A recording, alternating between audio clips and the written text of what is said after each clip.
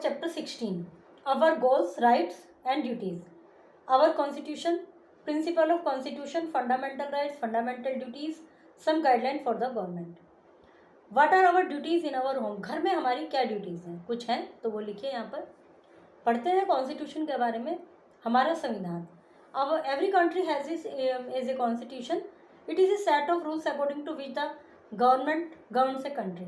प्रत्येक देश का एक संविधान होता है और संविधान जो होता है वो रूल्स का एक सेट होता है जिसके अकॉर्डिंग कोई भी देश कोई भी शासक अपने देश को चलाता है. शासक हम यहाँ वर्ड इसलिए नहीं यूज़ कर सकते, हम प्राइम मिनिस्टर, प्रेसिडेंट, क्योंकि शासक जो होते थे वो राजा महाराजाओं के ज़माने में होते थे. वो डेमोक्रेसी नहीं होती थी उसमें. तो हम ये कहेंगे कि जिसके द्वारा गवर्नमेंट जो है, सरकार जो है, वो कोई एक व्यक्ति नहीं है. वो सरकार भी कुछ व्यक्तियों का मिलकर एक ग्रुप है, वही सरकार है. अभी कोई एक व्यक्ति नहीं है सरकार जिसको हम राजा कह सकें.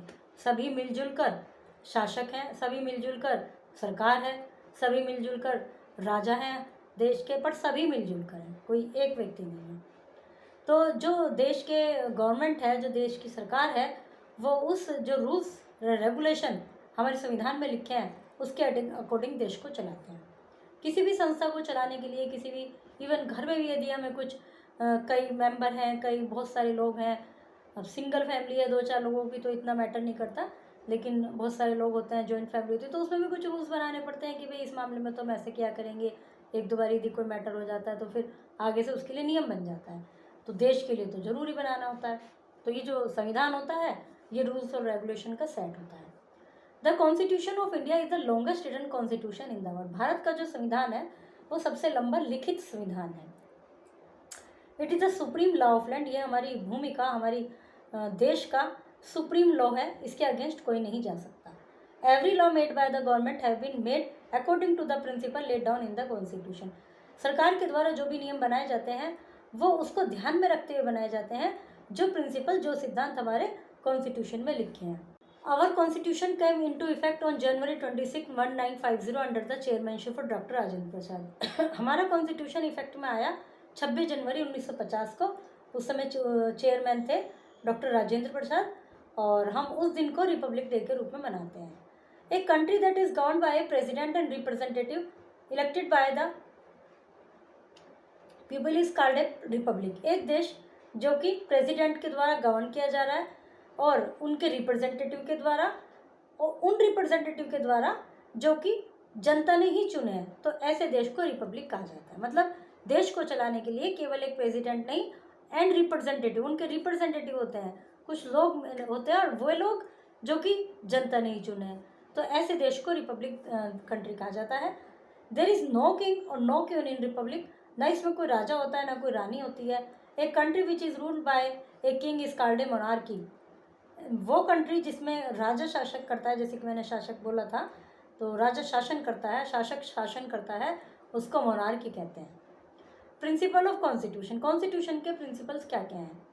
Our constitution is based on the principle of democracy, socialism and secularism. हमारा जो कॉन्स्टिट्यूशन है उसके सिद्धांत है डेमोक्रेसी, प्रजातंत्र, socialism and secularism. Democracy means, अभी इनके सोशलिज्म, सेकुलरिज्म का शाब्दिक अर्थ बताने के बजाय इनको जब हम डेफिनेशन में पढ़ेंगे तब इनको ज़्यादा समझ में आएगा. Democracy means a political system in which people elect their representative to run the government. Democracy एक ऐसा पॉलिटिकल सिस्टम है जिसमें लोग अपने प्रेसिडेंट उसको चुनते हैं, रिप्रेजेंटेटिव को, सरकार चलाने के लिए, देश को चलाने के लिए. In other word democracy is a government of people by the people for the people. दूसरे शब्दों में हम कह सकते हैं कि डेमोक्रेसी लोगों की सरकार है, लोगों के द्वारा चुनी गई, लोगों के लिए चुनी गई. ठीक है, जनता की सरकार, जनता के लिए, जनता के द्वारा, ये कहलाता प्रजातंत्र. Socialism means that all are equal will be treated as equal. Socialism का मतलब है सब समान है. इसमें there will be no discrimination on the basis of caste, colour and religion. इसमें किसी भी आधार पर, कास्ट हो, कलर हो, रिलीजन हो, किसी भी आधार पर कोई भेदभाव हमारे संविधान के अनुसार नहीं हो सकता, ना ही होना चाहिए. और यदि होता है उसके लिए कोई अगेंस्ट जाता है, उसके लिए शिकायत की जाती है, तो हमारे संविधान में उसके लिए उचित दंड का प्रावधान है। Secularism, secularism means that people are free to practice any religion. Secularism का मतलब होता है कि मतलब किसी धर्म से बंधी हुई नहीं है हमारी सरकार, कोई भी व्यक्ति कोई भी धर्म अपना सकता है। Thus our country is democratic, socialist, secular, republic. तो इसका मतलब हमारा देश प्रजातंत्र जिसमें समानता है, सांप्रदायिक मतलब धर्म की भावना के विषय में भी छूट है, इस प्रकार का रिपब्लिक है। The Indian Republic turned 63 in the year 2013। जो भारतीय संविधान है 2013 में 63 उसको ईयर हो गए, शायद ऐसा कहना चाह रहे हैं। The Indian Republic turned 63 in the year 2013। 2013 में जो इंडियन रिपब्लिक था, जो कि 50 में जो इफेक्ट में आया था, 2013 में वो 63 साल का हो गया। फंडामेंटल राइट्स क्या क्या हैं जो हमें संविधान की तरफ से मिले हुए हैं? तो राइट टू जस्टिस, सबको न्याय का समान अधिकार है। प्रैक्टिस एनी रिलीजन, किसी भी धर्म को हम पालन कर सकते हैं, अपने ओपिनियन एक्सप्रेस कर सकते हैं। कोई भी प्रोफेशन चुन सकते हैं हम, मतलब किसी प्रोफेशन में ऐसा नहीं है कि अमुक जो बिजनेस है या अमुक जो जॉब है वो ये कास्ट वाले ही करेंगे या कुछ, ऐसा कुछ नहीं है, सब कोई भी प्रोफेशन चुन सकते हैं। Right to travel whenever and wherever we want to, कभी भी ट्रैवल कर सकते हैं, जहाँ भी चाहें, जब भी चाहें। The government or anyone else cannot deny these rights to the people, there are courts to protect our fundamental rights. Government या कोई भी गवर्नमेंट का व्यक्ति या कोई भी व्यक्ति किसी को भी इन राइट से डिनाई नहीं कर सकता, और यदि ऐसा कुछ होता है तो मतलब कोर्ट भी इन फंडामेंटल राइट्स को प्रोटेक्ट करेंगी। फिर फंडामेंटल ड्यूटीज़, जहाँ हमारे कुछ अधिकार हैं वहाँ हमारे कुछ कर्तव्य भी हैं, तभी बैलेंस होता है यदि हम अपने अधिकारों के साथ साथ अपने कर्तव्य का भी ध्यान रखें। Along with the fundamental right, the Constitution over also mention fundamental duties. Fundamental rights के साथ साथ हमारी कुछ फंडामेंटल ड्यूटीज़ भी दी गई हैं। All of us are expected to perform these, हम सबसे एक्सपेक्ट किया जाता है कि हम इन ड्यूटीज़ को परफॉर्म करें। क्या क्या है? All citizen must follow the ideals given in the constitution, सभी सिटीजन को कॉन्स्टिट्यूशन के आइडियल्स को फॉलो करना चाहिए। नेशनल फ्लैग और नेशनल एंथम को रेस्पेक्ट करना चाहिए। We must help to keep the country united, हमें अपने देश को एकजुट रखने में हेल्प करनी चाहिए। We must help the government when the country is in danger, जब देश खतरे में हो तो हमें अपनी सरकार की सहायता करनी चाहिए। We must treat all citizen equal, हमें सभी नागरिकों को इक्वली ट्रीट करना चाहिए, अपने आप को सुपीरियर नहीं समझना चाहिए। We must take care of environment, अपने एनवायरनमेंट की केयर करनी चाहिए। We must take care of public property, जो पब्लिक प्रॉपर्टी है, जो सार्वजनिक स्थल हैं, उनकी केयर करनी चाहिए। Some guidelines for the government, अपने इसमें संविधान में गवर्नमेंट के लिए भी कुछ गाइडलाइंस दी गई हैं। और constitution also list some guidelines for the government, हमारा संविधान गवर्नमेंट के लिए भी कुछ रूल्स की एक लिस्ट बनाता है। These are called directive principle, इनको डायरेक्टिव प्रिंसिपल कहा जाता है। The constitution ask the government to ensure, then constitution सरकार से कहता है कि इन सब बातों को सुनिश्चित करें, क्या people have proper living condition, कि लोगों की लिविंग कंडीशन प्रॉपर हो। The rich do not exploit the poor, rich poor को एक्सप्लॉइट ना करे।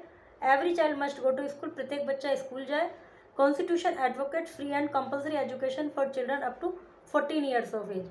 कॉन्स्टिट्यूशन इस चीज़ को कहता है, मतलब कॉन्स्टिट्यूशन में लिखा हुआ है कि 14 साल तक के बच्चों की फ्री शिक्षा की व्यवस्था सरकार की तरफ से की जाए, और इसलिए जितने भी ये प्राइमरी स्कूल हैं, प्री प्राइमरी स्कूल हैं, ये सब मुफ्त शिक्षा देते हैं, बल्कि किताबें मिलती हैं, मिड डे मील भी मिलता है।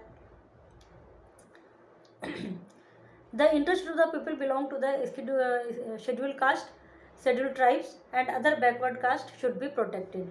लोगों के जो मतलब ये जो हैं शेड्यूल कास्ट हैं, शेड्यूल ट्राइब्स हैं, बैकवर्ड क्लास हैं, इनके जो इंटरेस्ट हैं, इनके जो अधिकार हैं, इनको सरकार प्रोटेक्ट करे, मतलब इनको समाज में मतलब इनकी अवहेलना ना हो, समाज में अवहेलना मतलब समाज इनको ऐसे नेग्लेक्ट ना करे। The constitution of India is the longest written constitution in the world. The constitution of India came into effect 26 January 1905 under the chairmanship of doctor Rajendra Prasad. We celebrate 26 January as our Republic Day. The Constitution of India gives all Indian citizens some fundamental rights and duties. 26 जनवरी क्या है? अपना Republic day है। Our Constitution is based on the principle of democracy. socialism and secularism. Our constitution gives us right to choose any profession. There is a king or a queen in monarchy. Fill in the blanks. Question answer. In what way the secular government different from a fundamentalist government? Secular government fundamentalist government से अलग कैसे होती है, और fundamental rights directive principle से अलग कैसे कैसे हैं? What are the principle on which our constitution is based? वे कौन से प्रिंसिपल हैं जिन पे हमारा कॉन्स्टिट्यूशन बेस्ड है, उनको डिफाइन कीजिए, एक्सप्लेन कीजिए. What is the responsibility of the government in the area of primary education? Primary education के क्षेत्र में, मतलब प्राइमरी एजुकेशन में गवर्नमेंट की क्या भूमिका है? Some people need special help from the government. Mention any two groups. कुछ लोगों को सरकार से स्पेशल हेल्प की आवश्यकता होती है, कोई टू ग्रुप्स ऐसे बताइए. Everyone, what are your duties at home? घर पे क्या आपकी ड्यूटी है? What are your rights at home? घर पे आपकी क्या राइट्स हैं, इनको लिखिए. How your home is a small country too. How your home is manage, write about it. आपका देश भी एक आपका स्कूल भी, आपका घर भी एक छोटा देश है, कैसे मैनेज करते हैं इसको लिखिए. How is your class manage? Class कैसे मैनेज होती है, यहाँ लिखिए. Chapter is completed.